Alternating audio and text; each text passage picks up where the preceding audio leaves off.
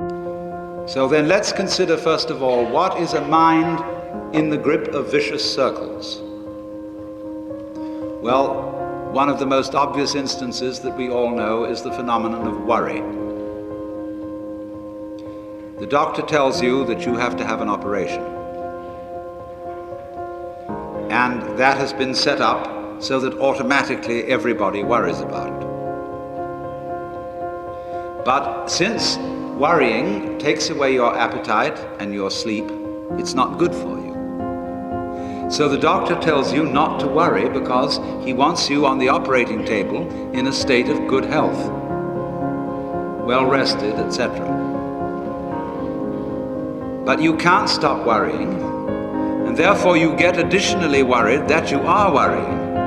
And then furthermore, because that is quite absurd and you are mad at yourself because you do it, you are worried because you worry because you worry. That is a vicious circle. Another form of vicious circle is when a person is convinced that they ought to be unselfish and are so convinced for selfish reasons. I would like to think of myself as an unselfish person because that's the sort of person I'm supposed to be. So therefore I have a selfish reason for wanting to be unselfish, and because of that, no amount of effort will ever succeed in making me unselfish, but will only succeed in sending me around in circles. I'll be proud that I'm humble,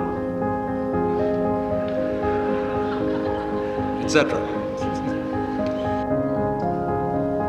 Can you allow your mind to be quiet? Isn't it difficult? Because the mind seems to be like a monkey, jumping up and down and jabbering all the time. Once you've learned to think, you can't stop. And an enormous number of people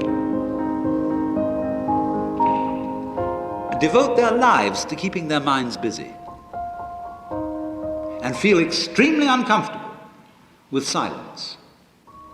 When you're alone, say in a doctor's waiting room, which may be very uninteresting, nobody's saying anything, there's nothing to do, there's this worry, this lack of distraction. I'm left alone with myself, and I want to get away from myself. I'm always wanting to get away from myself. That's why I go to the movies, that's why I read mystery stories, that's why I go after to girls or anything that you do, or get drunk or whatever. I don't want to be with myself. I feel queer. I feel like, you know how it is when you run your fingernails up a blackboard on a cold day? Creepy. So, well, why do you want to run away from yourself? What's so bad about it? Why do you want to forget this? Why do you want to become absorbed? Because you are addicted to thoughts. And this is a drug, a real dangerous one. Compulsive thinking, going on and on and on and on and on all the time. It's a habit. As you keep telling yourself where you are, who you are, what's going on, how good it is, how bad it is. Reading the newspaper of your mind. You know a lot of people, they get hold of a newspaper, and the newspaper reads them, they don't read it. So there's a difficulty about stopping that activity. And you really have to stop it if you want to be sane. Because if I talk all the time, I don't hear what anyone else has to say. And then I'll end up in the situation of having nothing to talk about but my own talking. Or so in exactly the same way, if I think all the time, I won't have anything to think about except thoughts. And that's the academic fallacy. See, when you add books to the library, a great many of the books that are added to the library are books about books. They're not necessarily books about life, some of them are, but most of the books, especially PhD dissertations, are books about books about books about books.